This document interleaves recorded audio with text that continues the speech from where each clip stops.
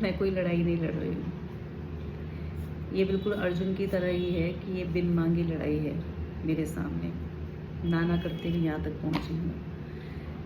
ये लोग ये सोच रहे हैं कि ये लड़ाई चल रही है जीत हार की। ये लड़ाई जीत हार की नहीं है। मैं एक जीता हुआ केस लड़ रही हूँ, अगर मैं ऐसी भाषा में कहूँ तो। और ये वो केस है जो परमात्मा के न्यायालय में पहले से ही जीता हुआ है।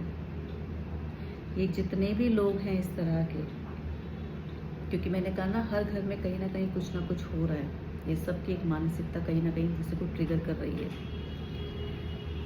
तो उन सब के चलते ये भूल गए हैं कि वो जो सर्वोच्च सत्ता है, जिसे परमात्मा कहते हैं, भगवती कहते हैं, महादेव कहते हैं, जो भी आप रूप स्वीकार करना चाहो, शक्ति का, उसके सामने तुम बिल्कुल प्रत्यक्ष हो।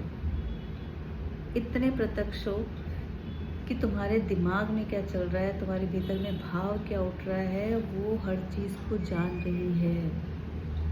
वो शक्ति हर चीज़ को जान रही है।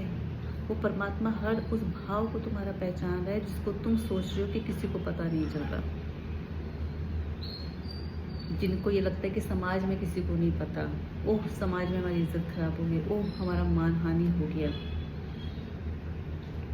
ये भूल गए हैं कि इन्हें परमात्मा देख रहा है। यदि किंचित मात्र को भी ये एहसास इनके भीतर में आ जाए ना, तो अभी के अभी जितने मैं अभी सोच पा रही थी, जितने कोर्ट में केसेस चल रहे हैं, जितनी फैमिलीज़ में लड़ाई हो रही है, जिस भी रिलेशन में लड़ाई हो रही है, यदि वो ये सोच ले कि भाई आपके भीतर का एक एक भाव, आपका एक एक सोच, आपका एक एक विचार उस परमात्मा से नहीं छिपा, उससे नहीं छिपा। इसलिए कहते हैं खुद से सच्चे हो जाओ, सच्चे हो जाओ। ये कर्म इतने बढ़ते चले जाएंगे और इतने बढ़ गए हैं, इसलिए कहते हैं कर्म गति अति बलवान।